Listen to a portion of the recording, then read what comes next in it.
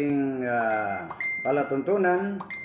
So sa mga late tuners po mga kapatid, ang ating tinalakay patungkol sa Kapaskuhan o pagselebra po natin sa pagkatao o pagsilang ng ating Panginoon Hesus, tinatawag natin na Christmas.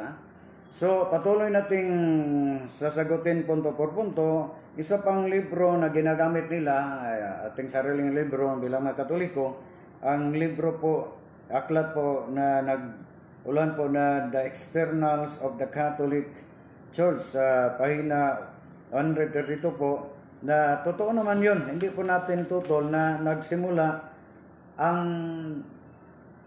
exact date o fixed date na December 25, ang pagsilibra po natin sa Christmas sa 4th century na.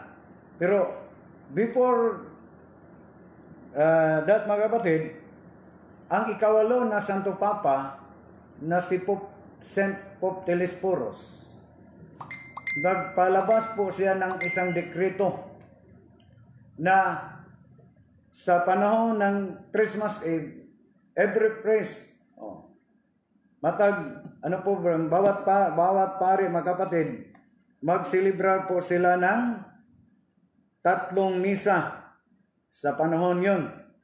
Si Saint Telesphorus, isang obispo sa Roma, na itinaga po siya bilang isang Santo Papa ng Simbang Katoliko noong 126 up to 137 Anno Domini, during the reigns of Roman Emperor Hadrian and Antonius Pius. He was of Greek ancestry and born in Terra Nova da Sivari. Then, kung tingnan natin, si Saint Telesphorus po nagpalabas ng dekreto na bawat pari sa panahon ng Christmas Eve ay mag-celebrate ng 3 misa. So, anong taon yun mga kapatid? Nangyari sa panahon ni Pope Saint Telesphorus. Siya po ang nag-compose ng Gloria in Excelsis Deo. So, si Saint Telesphorus, ikawalong Santo Papa ng Simbang Katoliko mula kang San Pedro. So, sa panahon sa 125 o 26 Anno Domini, sa panahon ni Saint Pope Telesphorus, mayroon na nagsilibrar na po tayo ng Christmas, pero hindi pa ang fixed na buwan at araw, pizza, yung December 25. Nagsimula ang December 25 sa 4th century na, pero hindi yon ibig sabihin na hindi pa tayo nagsilibrar ng pagkatao ng ating Panginoon Hesus. Diba? So, yun mga kapatid. So, panahon ni Pope Saint Telesphorus, 125 up to 136, 37 Anno Domini, nagpalabas pa na po siya ng dekreto nga bawat pari magselebrar po sa panahon ng Christmas Eve na 3 misa. At siya po ang nagtumpos ng isang hymn na tinatawag natin na bilang mga Katoliko, Gloria in Excelsis Deo. Glory to God to the highest. Diba, inilagay na sa ibabaw ng ating bilin. Meron tayong mga bilin, diba? Diyan ilagay ang iyong Gloria in Excelsis Deo. Maliban dyan, ang ginagamit nila nga Regio Replies, 3rd volume, page 164, sa Actos 600, paragraph 690, na para sa kanila, kung ating babalikan sa pagbasa mga kapatid, na atin na yung nasagot mga kapatid, nga para sa naturang libro, wala pong nakaalam. Kung tingnan natin ang naturang libro, ikot lang po niya ang mga tuligsa o pagtutol ng ating mga kapatid sa iba't ibang panampalataya na walang isang nakaalam sa exact date. Yun ang pero ang sagot hindi nila binasa. Di ba? So, kung tingnan natin,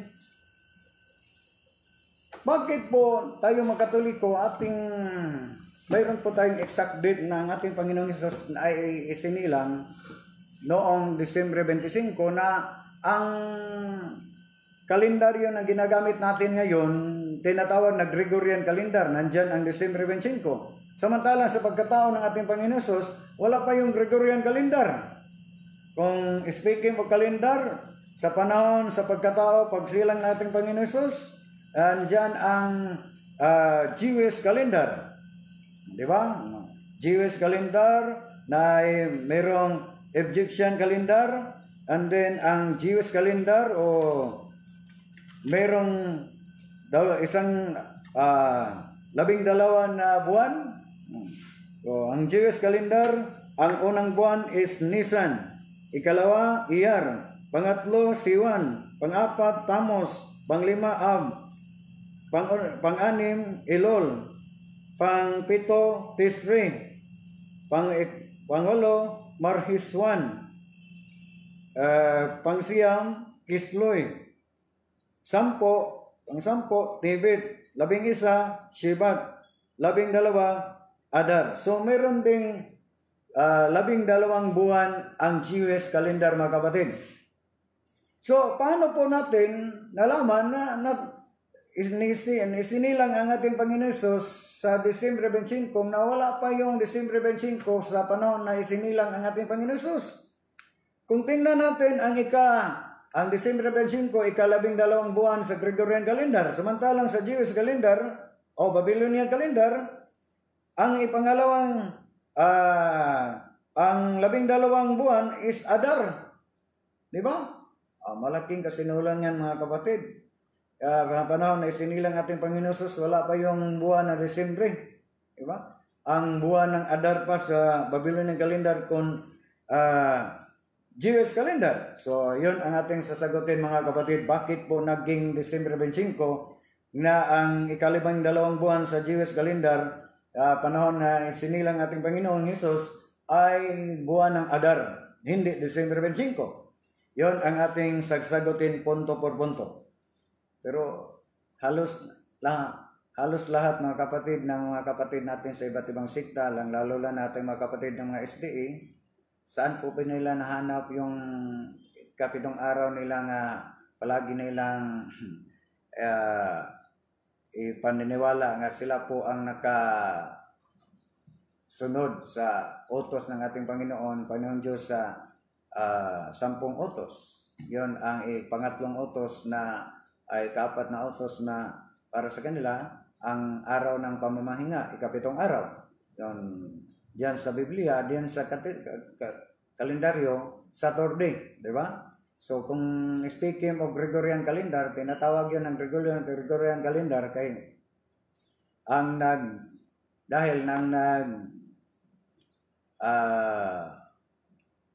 ayon, mga kapatid, si Pope Gregory XIII noong 1582. So noong 1582, si Pope Gregory, siya po ang naggawa ng Gregorian calendar.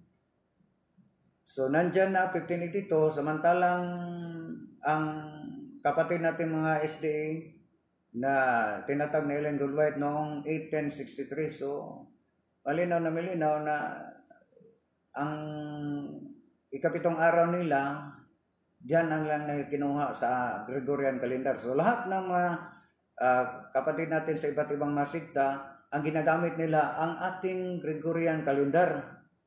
So kung para sa kanila ang pagselebrar po natin ng Christmas o December 25, gagaling po sa mga pagano, pero bakit po nagamit po sila ng kalendaryo sa Simbahang Katoliko? Nga deklarasyon po yun ng Simbahang Katoliko. Deklarasyon po yun ni Pope Gregory XIII. Siya po ang naggawa yun sa naturang kalendar, di ba? Yun ang dahilan na tinatawag na Gregorian calendar. Dapat maggawa sila ng sarili nilang kalendar. Wala silang kalendar, lalong-lalo na wala po silang sariling Biblia. Di ba? Namimili lang po sila. Sila pa ang gagamitin nilang Biblia para matake sa simbang Katoliko. So, malinaw mga kapatid na totoo naman yun na sa panahon ng ating Panginoon sa ay pinanganak, wala pa yung December 25 kay 1582 na yun na labas ang Gregorian calendar. Sa panahon na isinilang ating Panginoong Hesus ay ang nag-exist na calendar is Egyptian calendar at saka Jewish calendar. Sa Jewish calendar sa ika-12, ang buwan ay tinatawag na Adar. So, paano po yun naging December 25? So, ating sasagutin punto por punto. Biblical muna tayo mga kapatid. Gagamitin natin ang sulat po sa Lumang Tipan sa Leviticus 23:34. Ating babasahin mga kapatid para sa kalinawagan ng ating mga kapatid na mga bilang mga Katoliko, kasama natin mga Katoliko. Hindi na yung mga kapatid natin sa iba't ibang mga pananampalataya para guys lang tutol sa ating selebrasyon. Pero hindi po sila tutol na bigyan ng mga regalo mga kapatid. Dapat hindi sila tatanggap ng mga regalo, di ba? Yun ang ating mababasa sa Leviticus Kapitulo 23, talata 34 hanggang 36 kung ating babasahin lahat. Sabihin mo rin sa mga Israelita mula sa ika-15 araw ng ika-7 buwan, magsisimula ang pista ng Tolda. 7 araw ninyo itong ipagdiriwang. Yun ang nabanggit dito ay pista ng Tolda. So, tabernacle mga kapatid sa amin, di ba? Sa salin ng Bisaya is tabernacle. Tolda. So, anong buwan? Ika-7 buwan. Anong pitsa? Ika-15 araw. Pitsa 15 sa ika-7 buwan. Ano po ba ang pitsa 15 ang ika-7 buwan sa bulan ng Jewish calendar? Kung tingnan natin, ang ika-7 buwan sa Jewish calendar ay buwan ng Tisri. Ating binanggit kanina, ang ika-7 buwan sa Jewish calendar ay Tisri. Ang Tisri, meron ding 30 days. 30 days rin. Ngunit, sa Jewish calendar, ang tugbang yun sa Jewish calendar mga kapatid, ang pitsa 1 sa bulan ng Tisri sa Jewish calendar ay pitsa 15 ng buwan sa September. So, meaning, ang 1 to 15 sa buwan ng Tisri ay pitsa 15 hanggang 30 sa buwan ng September sa Gregorian calendar. O ang pitsa 16 hanggang pitsa 30 sa buwan ng Tisri ay pitsa 1 hanggang pitsa 15 sa buwan ng Oktubre. So, 2 buwan sa Gregorian calendar ang buwan ng Tisri sa Jewish calendar. So kung tingnan natin sa 15 araw sa ika-7 buwan. So pitsa 15, kung tingnan natin pitsa 15 unang araw to pitsa 16 sa pitsa 15 ng hapon hanggang pitsa 16 ng madaling araw, yun ang unang araw. Pitsa 16 hanggang pitsa 17 sa madaling araw ng umaga, ikalawang araw. Pitsa 17 sa hapon hanggang pitsa 18 ng umaga, ikatlong araw. Pitsa 18 hanggang pitsa 19 ng umaga, ika-4 na araw. Pitsa 19 ng hapon hanggang pitsa 20 ng umaga, ika-5 araw. Pizza 20 hanggang Pizza 21 ng umaga, ika-6 na araw. Bisaya pala rin sa ating mga kapatid. Pizza 21 hanggang Pizza 22 ng umaga ay ika-7 nga araw. At saka Pizza 22 ng hapon hanggang Pizza 23 ng umaga ay ika-8 araw. Kung tingnan natin ang Leviticus 23:26, sa ika-8 araw, mag-alay po kayo ng insinso. So, sa ika-8 araw, so ano po yun ang pizza sa bulan ng sa Gregorian calendar? So, pizza 23 sa Gregorian calendar sa buwan ng September, contestre sa Jewish calendar. Kung tingnan natin sa ika-8 araw, sa ibig sabihin sa ika-pizza 24, ika-8 araw, mag-alay po ng insinso. So pizza September 24, mag-alay po ng insinso. Si Zacarias po mga kapatid, ang asawa ni Santa Elizabeth, isang pangulong pare sa mga Jewish. Kung tingnan natin sa Luke chapter 1 verse 9, si Zacarias po ay nag-alay ng insinso sa templo. Sa 24, Lucas 1:24, yon sa panahon sa September 24, kung tingnan natin, si Santa Elizabeth na kanyang asawa ay naglilihi ni San Juan Bautista. Diba? So, kailan po ipinaglilihi si San Juan Bautista kang Santa Elizabeth? Noong buwan ng September, Pizza 24. Pizza 24. Kung tingnan natin, sa panahon na yung sa ating Holy Rosary, na yung tinatawag na sa First Joyful Mystery, the Annunciation of the Archangel Gabriel to the Blessed Virgin. Diba? Sa Luke chapter 1 verse 28 hanggang 30, na binalitaan si Santa Maria ni San Gabriel, San Angel Gabriel, na siya po ay maglilihi ng Batang Jesus sa Holy Spirit. Tapos biya po ang anghel, si Santa Maria nagpunta kang Santa Elizabeth, na si Santa Elizabeth ay lilihi na ika-6 ng buwan na nagdadalang tao kay San Juan Bautista.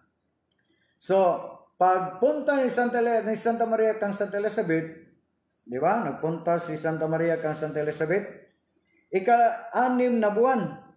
So, anong pizza na naglilihi si Santa Elizabeth, sa amin sa Bisaya, nagmabdos, si Santa Elizabeth kang San Juan Bautista, September 24. Kung tingnan natin, ika-6 na buwan na si Mama Mary ay may bisita nagpunta kang Santa Elizabeth. So, September 24, October 24, unang buwan. October 24 hanggang November 24, ikalawang buwan. November 24 hanggang December 24, ikatlong buwan. December 24 hanggang Enero 24, January 24, ika-4 na buwan.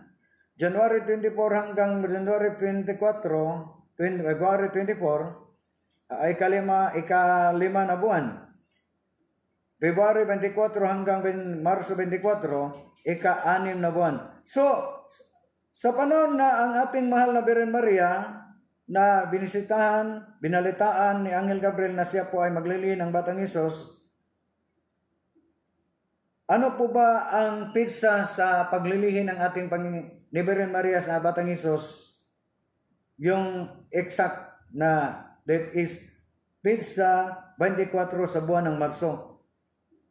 Sa tuwing na siya, sa panahon na nagbisita po, punta siya ni Santa Elizabeth na ika-6 na buwan na nagdadalang tao si Santa Elizabeth kang San Juan Bautista. So, kung tingnan natin, sa panahon na binalitaan si Santa Maria kang Anghel Gabriel nga siya po ay maglilihis sa Batang Hesus, ano po yun ang buwan sa Gregorian calendar? From Jewish up to Gregorian calendar ay buwan ng Marso, Pitsa 24. Di ba? So, kung naglilihis si Santa Maria sa Batang Hesus, Marso 24, from Marso 24, kung tingnan natin, ang Galacia 4.4 ay ipinganak bilang tao. Kung tingnan natin ang Galacia 4.4, atin mo nang babasahin mga kapatid kung ano po ba ang mababasa sa epistola po ni San Pablo sa taga-Galacia. 4.4, kung tingnan natin ang mababasa, para po patunayan natin na actually mga kapatid, calculation yun sa simbahang Katoliko. Hindi po kami, hindi namin sa mga kapatid natin sa iba't ibang mga pananampalataya, okay lang sa amin, hindi kayo maniniwala, pero para sa amin, mayroon kaming calculation na biblical mga kapatid. Kung tingnan natin ang Galacia 4.4, ngunit nang dumating ang takdang panahon, sinugo ng Diyos ang kanyang anak, isinilang siya ng babae at namuhay sa ilalim ng kautusan. So, kung tingnan natin, ang normal po mga kapatid, pag ang isang tao ay nandyan sa sinapupunan ng kanyang ina, ang normal, hindi yon premature, may tuturong premature, is 9 months. Base po sa Galacia 4.4. So, kung tingnan natin, from Marso 24, sa panahon na ipinaglilihin na yung Birhen Maria ang Batang Hesus, sa sa balita po ni San Gabriel, ika-6 na din na buwan na nagdalang tao si Santa Elizabeth ni San Juan Bautista. Yun ang dahilan mga kapatid nga 6 lang na buwan ang tanda ni San Juan Bautista sa ating Panginoong Hesus. So from Marso 24, magbilang po tayo ng 9 na buwan, 9 months, di ba? So Marso 24 hanggang 24, Abril 24, unang buwan. Abril 24 hanggang Mayo 24, ikalawa ng dalawang buwan. Mayo 24 hanggang June 24, Hunyo 24, ikatlong buwan.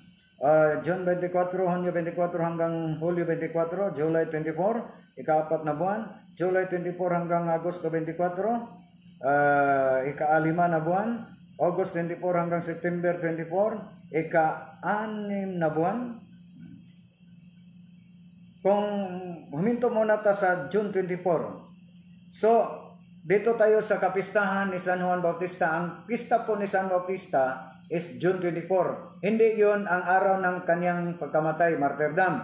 Ang pista ni San John the Baptist, June 24, ay yun ang araw ng pagsilang niya. John Seminis, di ba, June 24. So, kung tingnan natin, ipinaglilihi ang ating Panginoon ni Marso 24. O niya, 6 na buwan na si Santa Elizabeth ay nagdalang tao ni San Juan Bautista. So, mayroon na lang 3 buwan ang kulang mga kapatid. So, kung atong unahin pagbilang ang pagkatao ni San Juan Bautista, so from ika-6 na buwan na siya sa Marso 24, pag Abril 24, ika-7 na buwan, Mayo 24, ika-8 na buwan, pagka June 24, ika-9 na buwan. Yun ang dahilan na nag-celebrate po tayo sa pista ni San Juan, June 24. Yun ang pagsilang, araw ng pagsilang ni San Juan Bautista. So kay 6 na buwan ang lamang ni tanda ni San Juan Bautista sa ating Panginoong Hesus. So from June 24, magbilang tayo ng another na sa June 24, ikatlong buwan pa noong ipinganak si San Juan Bautista ni Santa Elizabeth, ikatlong buwan pa nandyan sa sinapupunan ang ating Panginoong Hesus sa sinapupunan ni Mama Mary. So, ikatlong buwan pa ang ating Panginoon nandyan sa sinapupunan ni Mama Mary sa John 24. So, magbilang po tayo ng 6 na buwan para makumpleto po na 9 months. So, pag July 24, ika-4 na buwan, nandyan sa sinapupunan ang ating Panginoon ni Mama Mary. Agosto 24, ika-5 na buwan.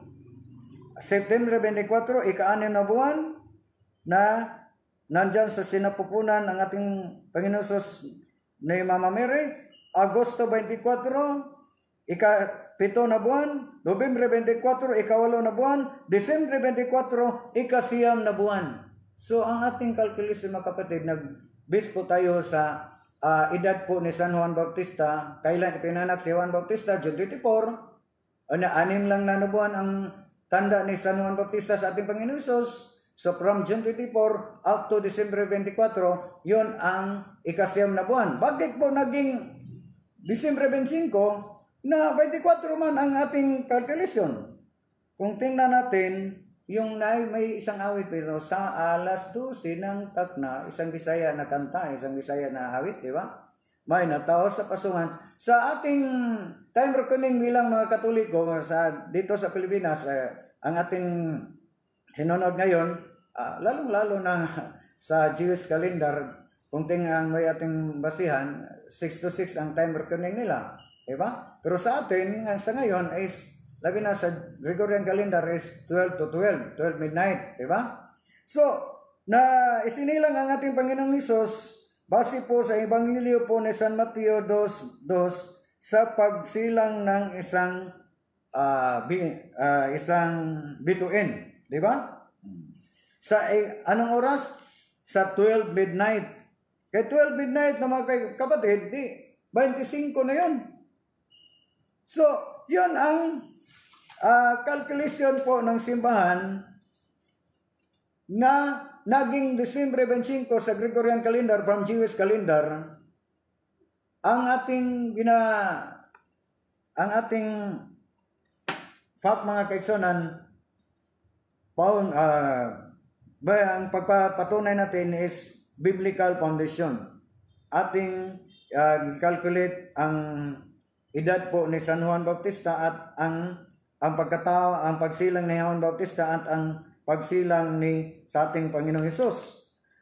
Nandiyan kung dito tayo sa medyo mahirap ang pag-calculate mga kapatid, di ba? Mahirap. Pero kung tingnan natin, ito po ang medyo madali natin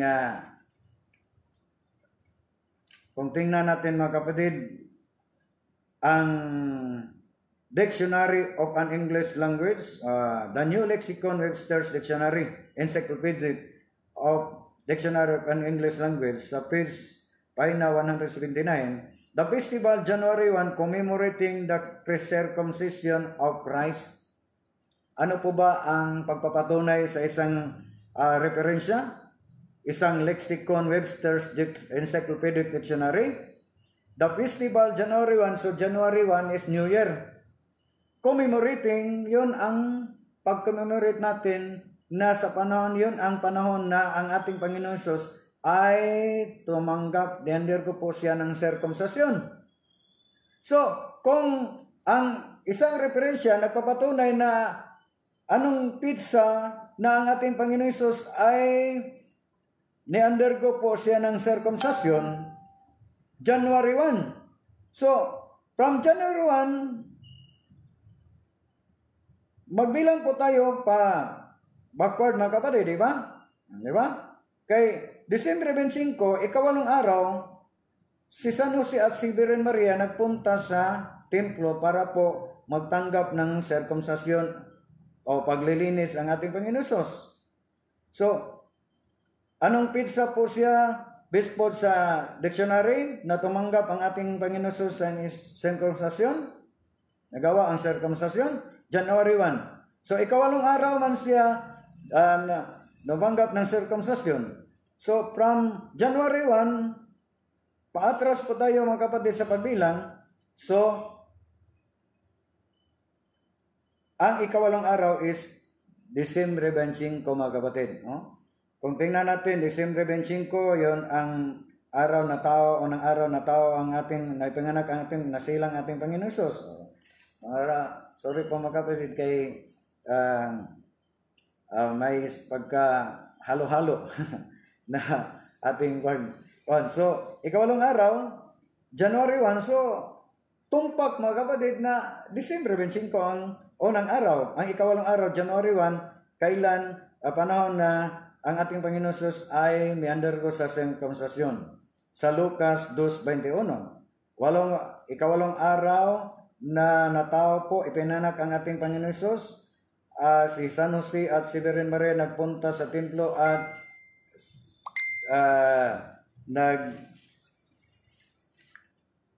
sinirkumsisyonan ang ating Panginoon Jesus. Yun ang sa medyo madali nating pagpapatunay. Hindi tayo mahirapan. Pero yung pagbilang natin, pag-calculate natin from Jewish calendar up to Gregorian calendar para po tumpak ang Disyembre 25. So yun, ginagamit natin ang mga citas verse ng Biblia. Kung dito po tayo sa The New Compact Bible Dictionary, sa pahina 98, the Jewish day began in the evening with the appearance of the first star. So kung tingnan natin, ang ating Panginoong Hesus ay ipinganak, isinilang ng panahon sa 12 midnight. Yung pagsilang ng tinatawag na unang bituin, first star. Based po sa dictionary, Compact Bible Dictionary. Maliban dyan mga kapatid, maraming mga standard references na nagpapatunay na ang Disyembre 25 yun ang pagsilang ng ating Panginoon Hesus. Kung tingnan natin the New Lexicon Webster's Dictionary, sa pahina sa volume 1, kung tingnan natin mga kapatid, Christmas, the annual festival observed by the Christians on December 25, commemorating the birth of Christ, the Christmas season. Christmas, the 25th of December, held as the anniversary of the birth of Jesus Christ, widely observed and a holiday also Christmas Day. So, kung para sa kanila, malaking kasinungalingan, malaking kamalian ang ating pagsilibrar sa pagsilang ng ating Panginoon Jesus sa December 25, kung mali yun mga kapatid, ang tanong, kung mangoreksyon po tayo mga kapatid, lambawa mga kapatid, si Brad Juber, sabihan ko nga, Brad Juber, natao po kayo ng 1970. Total po si Brad Juber.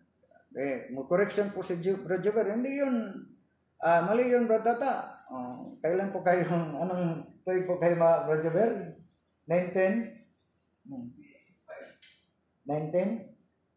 Natao po? 75? Ikaw? 75? So, pag sabihan ko, Brad Juber, kayo po ay isinilang 1970. Brad Juber, hindi yun. Totoo. Mali yun. Koreksinan po ko. Di ba ni Brad Juber? Mali yun, Brad Tata. Kaya isinilang po ko 1975. Di ba? So, kung ma-correction po kayo, mayroon kayong correct na answer. Pero sa to sila po ay mga palaging tutol sa December 25 kay para sa kanila, malaking kasinungalingan, malaking kamalian, pero wala po silang answer na, wala po silang exact na answer, di ba? Dapat kung ma-correction kayo, mayroon kayong correct na answer. Kung hindi, Disyembre, malaking kamalian, mas malaking kasinungalingan ang pagsilibran namin sa Disyembre 25, ang ating Panginoon ay sinilang Disyembre 25. Ang tanong, kung mali yun, anong buwan o anong pitsa ang ating Panginoon Hesus isinilang, ipinanganak? Hindi naman yun. Mangoreksyon tayo, wala po tayong maituturing tayo, matatawag yun na correct minus wrong. Di ba? Correct na, minusan ka, na zero na noon. Di ba?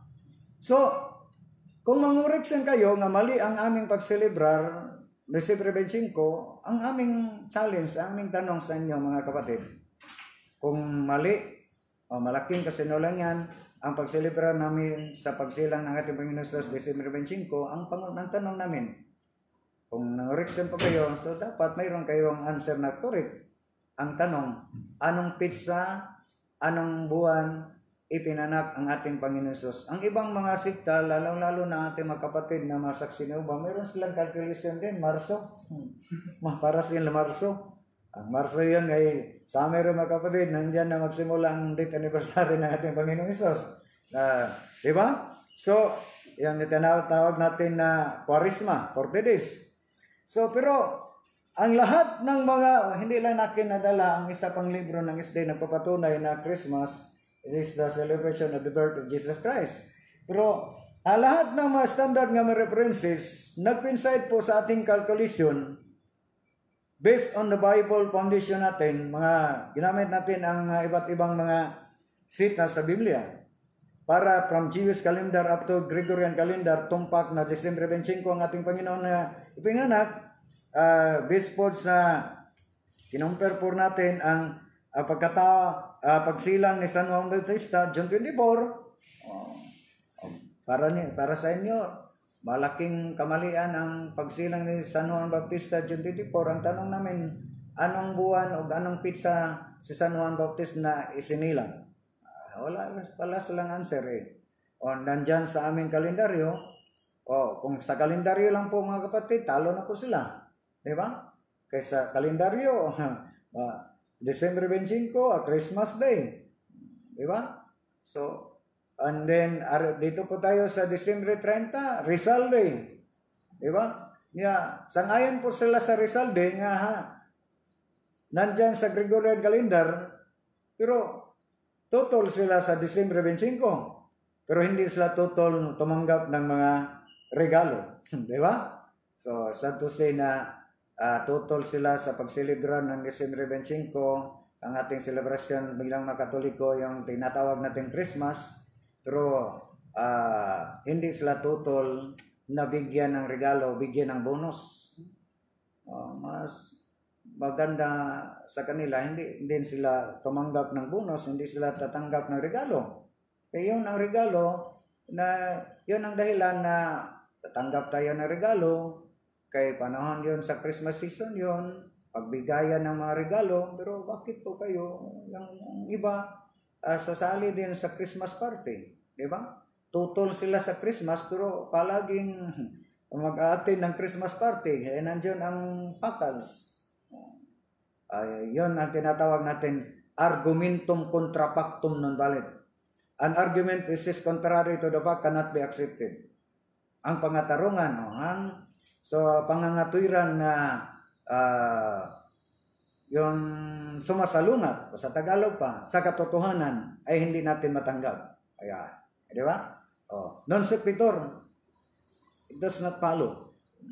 Di ba? So, malaking kasinungalingan, palagi kayong tutol sa aming selebrasyon nga December 25, kay para sa kanila, hindi yon ang pizza na isinilang ang ating Panginoon Hesus, pero wala po silang correct na answer. Palagi silang tutol sa ating pagselebrar ng Pasko, pagsilang ng ating Panginoon Hesus, pero sila po ang hari na ang pamasko, sila po ang palaging tumatanggap, di ba? Lalong-lalo ng mga kapatid nating SD, mayroon silang isinagawa na harvest season. Mag-house to house po sila, humingi po sila ng, bigay sila ng sobre, humingi po sila ng konting tulong kay para sa kana harvest season sa amin mga kapatid. Pero mang-harvest dito sa mga miyembro ng Katoliko. Wala, di ba? Para sa harvest season, mayroon pa silang 10%, mayroon pa silang harvest season. So, yung mga kapatid natin SD, with due respect sa ating mga kapatid. So, yun ang ating pagpapatunay na unang-una, ating ulitin na hindi po tayo sang-ayon na walang nakaalam sa pagkatao, sa pagsilang, kailan ipinganak, anong petsa ipinganak ang ating Panginoon Hesus.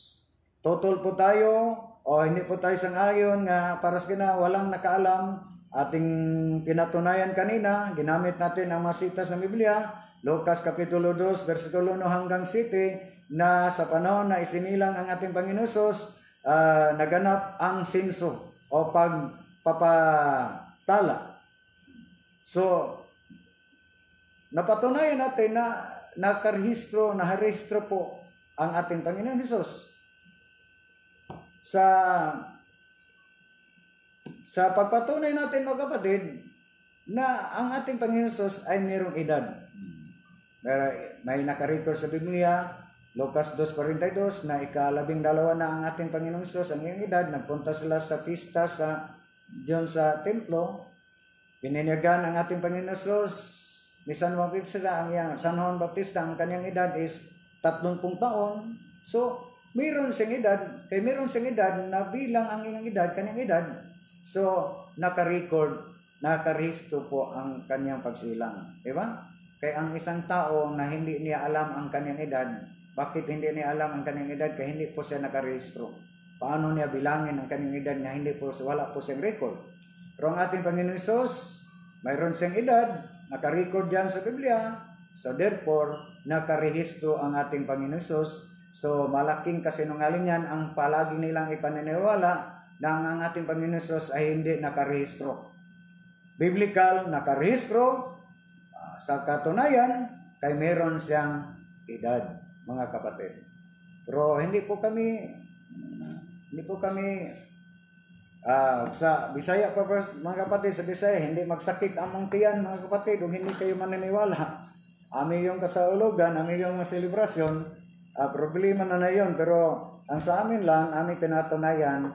Happy being po ni Bro Elvin Panelian, happy being, magandang umaga at magandang happy Sunday. At saka si Brad Christy Balyos Carolino. Kanina, unang portion na ito mga kapatid, hindi natin na-acknowledge ang mga viewers. Humingi po ako ng sorry mga kapatid, humingi po ako ng pamanin na hindi natin na-acknowledge kanina. So, sa ngayon, sila lang dalawa, So, wala po tayong oras pagpatuloy mga kapatid. Susunod na ang Santos na Misa diyan sa Cathedral. Pinanguluhan po ng ating pinakamahal na Archbishop Martin Sarmiento Hemuad. Siya po ang manguna sa naturang selebrasyon na Santos na Misa. At the same time, siya po ang ating station manager, ating Chief Executive Officer, Reverend Father Daryl Rosales, ating production head, Brad Manuel Ronquillo Jr., lalo na ating partner Masters Control, si Brad Juber Rabante.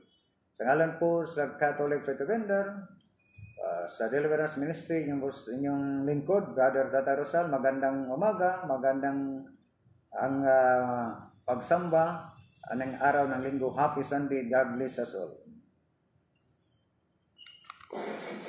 Datang sa nagsayang DDX, DDAN, Radio Kampang ang istasyon sa kapaturan, justisya, kaangyagan o kinaliyahan DDX.